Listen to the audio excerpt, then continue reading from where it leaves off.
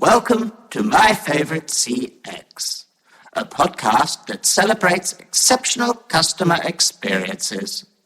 To listen to today's, please choose from one of the following options.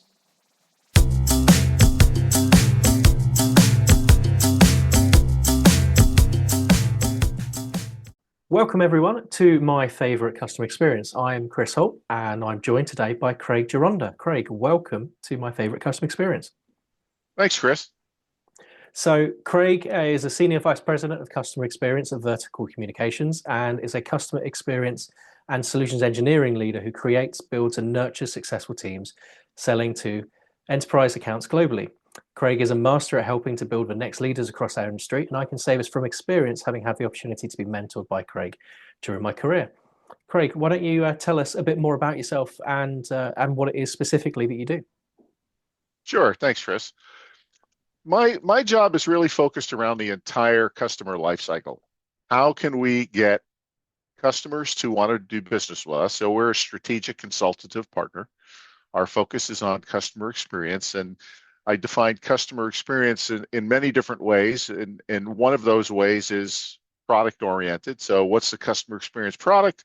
Well, it combines pretty much everything: UCaaS, CCaaS, CPaaS, CRM solutions, ERP, everything that goes into that formula to create a great customer experience.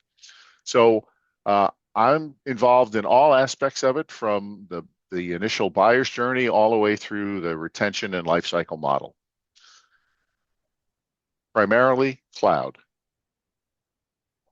And what is it you're seeing at the moment within customer experience that's exciting you? Well, I'm seeing that people are actually investing and they're listening. And one of the best things that can occur for a company in our position, being a strategic partner, is working with customers and the people inside the customers who are open to insights.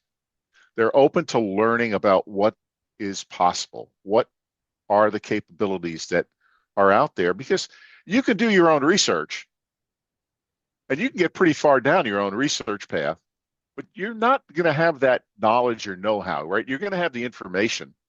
So how do we get that knowledge and know-how, that experience, and leverage that to help you to really have a successful project of implementing the new technology and really leveraging that to, and I call it DIME. How are we going to design, implement, measure, and evolve?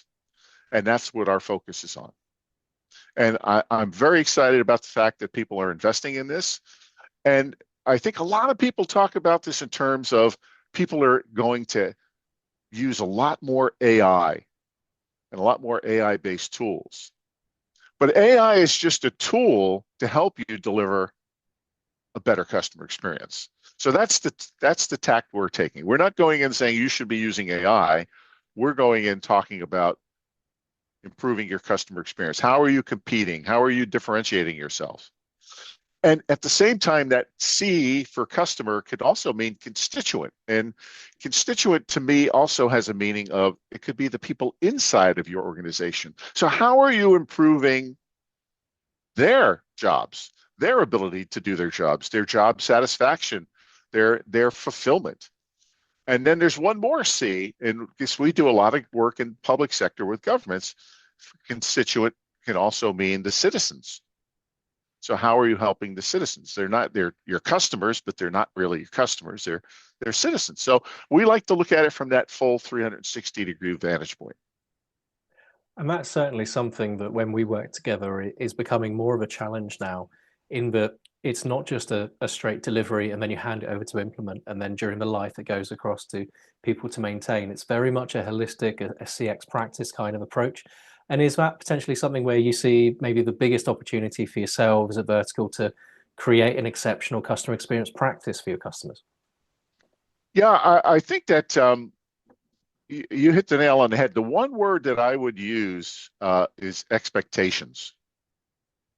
So if you can properly understand the outcomes that the customer wants to achieve and then set the expectations on how you're going to assist them in achieving them, that's really that's really the lubrication, right? It makes all of the parts mesh together well.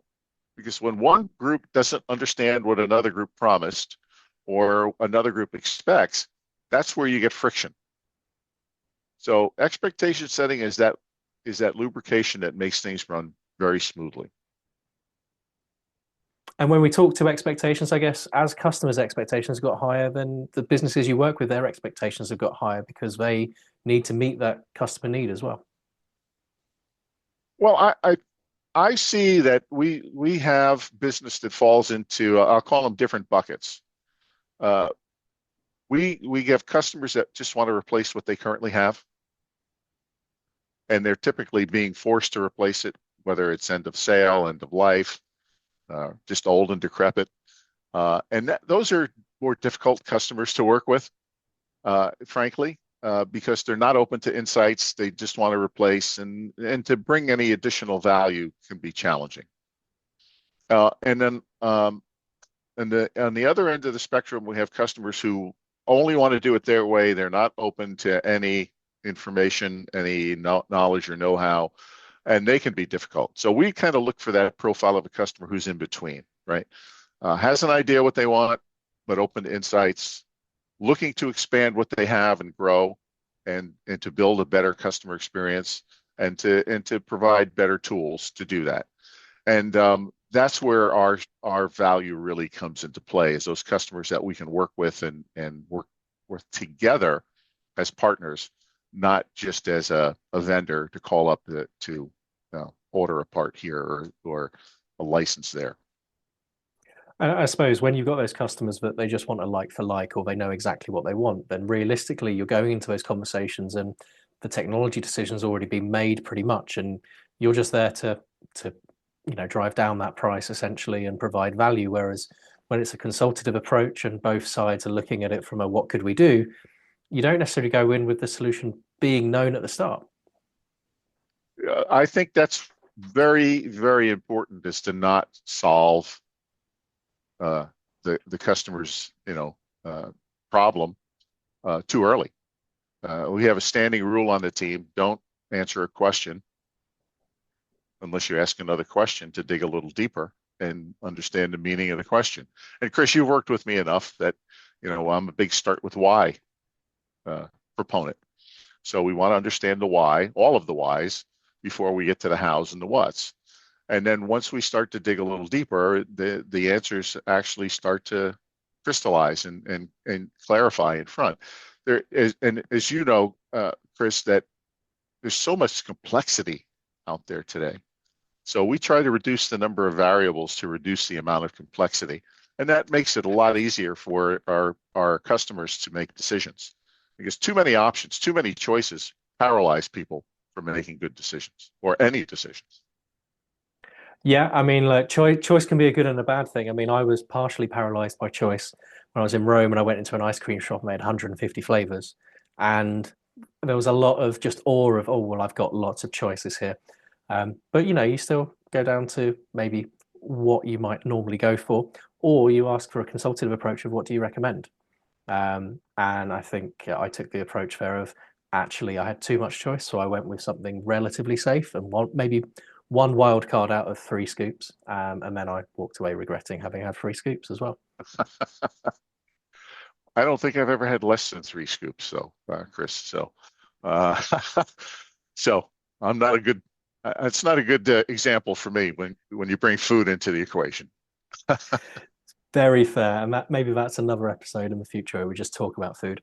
Craig, we're going to take a slight break. We're going to put our listeners on hold. They're going to talk to our bot, Holty, and listen to some music, and then we'll come back and talk about one of your favorite customer experiences. Excellent. I'm Holty, your AI-powered favorite experience agent. After the tone, please say favorite, and I will connect you with an awesome experience.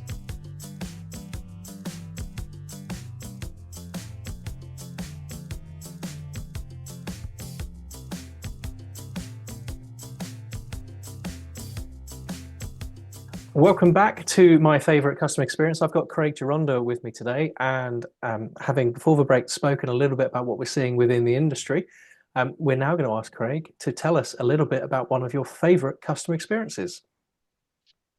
Well, we had a customer who is a municipality, a small city in the eastern part of the United States, and unfortunately, I can't name the city for privacy. And they had the same type of problems that they shared with us that we hear from many companies. So even though it's a small city, very similar to a company, hard to hire people, hard to keep people after you've trained them. And in a call center environment, they were also experiencing a lot of repetitious, very tedious type of calls, like how do I have jury duty? How do I get my pass for parking for the train station? How do I make an appointment for the free clinic? That type of thing. So we talked to a number of people within City Hall, and using the tools that we had available to us from Cognigy in this particular case, we designed a virtual City Hall. So instead of looking at it from the perspective of individuals, we built it around the perspective of, hey, I go to the City Hall.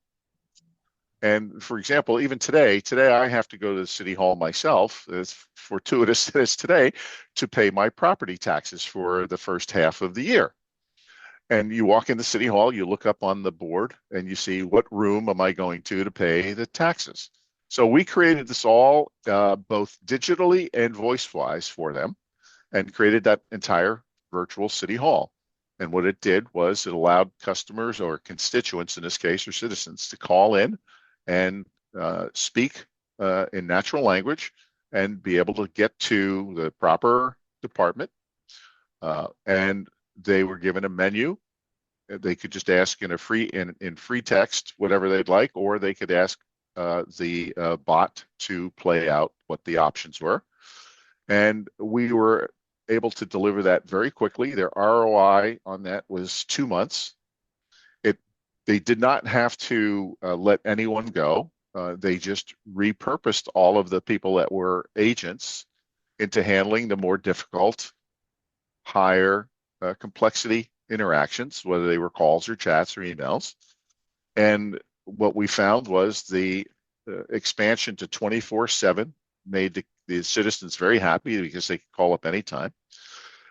We were able to flag any problems that were left and use the tools from, in this particular case, 8x8 to get them to the right place up when during normal business, the right person during normal business hours.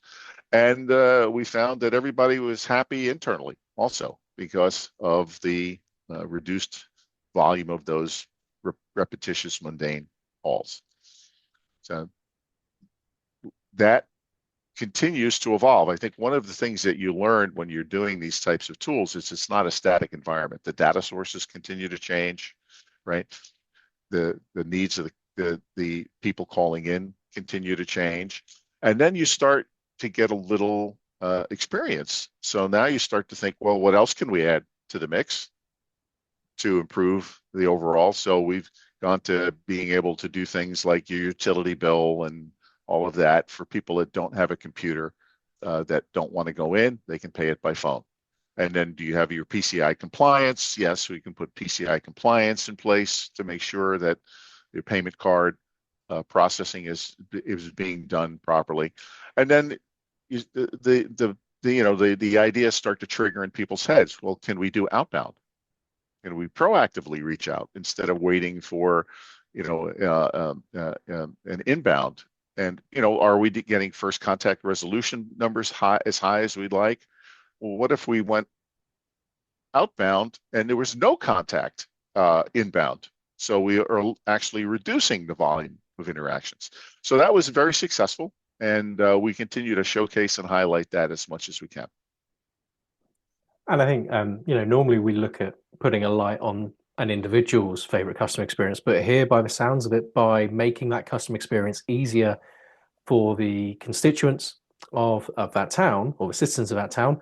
It also, one, made them feel better, made their lives easier. It sounded like there was a high increase in customer satisfaction, but also an increase in employee satisfaction, even, because they're not having to deal with the mundane, the repetitive, the things that, when we look at automation, the things that are easily automatable. You want that human there and ready for that complex. I love that you then, that Vertical took it a step further and started looking at the outbound, because whenever I showcase analytics, one of the things I always talk about is, what if you use this to get in front of the problem?